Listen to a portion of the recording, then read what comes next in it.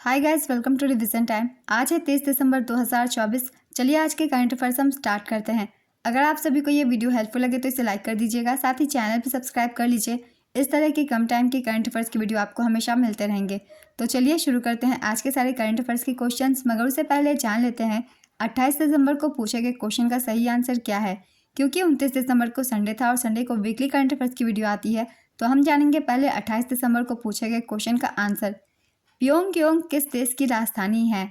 Option A चीन, option B Thailand, option C उत्तर Korea, option D दक्षिण Korea. इसका सही आंसर है ऑप्शन सी उत्तर कोरिया। चलिए अब आज के करंट अफेयर्स हम स्टार्ट करते हैं। क्वेश्चन नंबर 1, श्री रामकृष्णन को किस देश में एआई पर व्हाइट हाउस का सीनियर पॉलिसी एडवाइजर नियुक्त किया गया है? इसका आंसर है अमेरिका। अमेरिका के राष्ट्रपति डोनाल्ड ट्रंप ने भारतीय मूल के बिजनेसमैन और वेंचर कैपिटलिस्ट श्री रामकृष्णन को आर्टिफिशियल इंटेलिजेंस पर व्हाइट हाउस का सीनियर पॉलिसी एडवाइजर नियुक्त किया है। श्री रामकृष्णन एआई में अमेरिका को आगे बढ़ाने पर फोकस करेंगे। चेन्नई के रहने वाले कृष्णन पेशे से इंजीनियर है। नेक्स्ट क्वेश्चन, भारतीय नौसेना ने किस वर्ष को नेवल सिविलियंस का वर्ष घोषित किया है? इसका आंसर है 2024। भारतीय नौसेना ने 2024 को नेवल सिविलियंस का वर्ष घोषित किया है। इसका उद्देश्य सिविलियन कर्मचारियों के प्रशासनिक कार्यकुशलता और कल्याण को बढ़ावा देना है। भारतीय नौसेना की स्थापना 1612 में हुई थी। आदर्श वाक्य है सम नो वरुण। नौसेना दिवस 4 दिसंबर को मनाया जाता है। भारतीय नौसेना के प्रमुख का नाम है दिनेश कुमार त्रिपाठी। नेक्स्ट क्वेश्चन, हाल ही में राष्ट्रीय उपभोक्ता दिवस कब मनाया गया? इसका आंसर है 24 दिसंबर। हर साल 24 दिसंबर को राष्ट्रीय उपभोक्ता दिवस या भारतीय ग्राहक दिवस मनाया जाता है। वर्ष 2024 की थीम है virtual hearings and digital access to consumer justice. यह 1986 के उपभोक्ता संरक्षण अधिनियम की याद में मनाया जाता है, जो उपभोक्ता अधिकारों को फिर से परिभाषित करने वाला ऐतिहासिक कानून है। इसकी शुरुआत 2000 में हुई थी। राष्ट्रीय उपभोक्ता दिवस 2024 पर 3 नए उपभोक्ता संरक्षण ऐप लॉन्च किए गए, जिसमें से पहला है जागो ग्राहक जागो ऐप, दूसरा है जागृति ऐप और तीसरा है जागृति डैशबोर्ड। नेक्स्ट क्वेश्चन, रक्षा मंत्रालय ने गणतंत्र दिवस 2025 की झांकी के लिए किस थीम की घोषणा की? इसका आंसर है स्वर्णिम भारत विरासत और विकास। रक्षा मंत्रालय ने गणतंत्र दिवस 2025 की झांकी के लिए स्वर्णिम भारत विरासत और विकास थीम की घोषणा की है। आंध्र प्रदेश, गुजरात, हरियाणा और चंडीगढ़ सहित 15 राज्य या केंद्र शासित प्रदेश 11 केंद्रीय मंत्रालय या विभागों के साथ भाग लेंगे। झांकी भारत की सांस्कृतिक विविधता, विरासत और प्रगतिशील दृष्टिकोण को उजागर करेगी और इसे वैश्विक दर्शकों के सामने प्रदर्शित करेगी। भारत ने इंडोनेशिया के नए राष्ट्रपति प्रबोवो सुबियांतो को गणतंत्र दिवस समारोह 2025 के मुख्य अतिथि के रूप में आमंत्रित किया है। नेक्स्ट क्वेश्चन, भारत सरकार ने भारतीय वायुसेना की क्षमता विकास का आकलन करने के लिए किसकी अध्यक्षता में एक उच्च स्तरीय समिति का गठन किया? इसका आंसर है राजेश कुमार। भारत सरकार ने भारतीय वायुसेना की क्षमता विकास का आकलन करने के लिए उच्च स्तरीय समिति का गठन किया। इसकी अध्यक्षता रक्षा सचिव राजेश कुमार सिंह ने की। इस समिति ने रक्षा मंत्रालय, डीआरडीओ और आईएएफ के अधिकारी शामिल है। रणनीतिक महत्व, समिति की रिपोर्ट आईएएफ की क्षमता में महत्वपूर्ण अंतराल को दूर करने में मदद करेगी ताकि वह क्षेत्रीय खतरों का सामना कर सके। Next question, Bharat network readiness index में किस स्थान पर है? इसका आंसर है 49वें स्थान पर। भारत नेटवर्क रेडीनेस इंडेक्स में 49वें स्थान पर पहुंच गया है। भारत पिछले वर्ष की तुलना में नेटवर्क रेडीनेस इंडेक्स 2024 में 11 पायदान चढ़कर 49वें स्थान पर पहुंच गया है। यह इंडेक्स वाशिंगटन डीसी स्थित पोर्टुलेंस इंस्टीट्यूट द्वारा जारी किया गया। इस इंडेक्स में अमेरिका पहले, सिंगापुर दूसरे और फिनलैंड तीसरे स्थान पर है। Next question, PM Modi Ken Betwa नदी जोड़ो राष्ट्रीय परियोजना की आधारशिला किस राज्य में रखी? इसका आंसर है मध्य प्रदेश।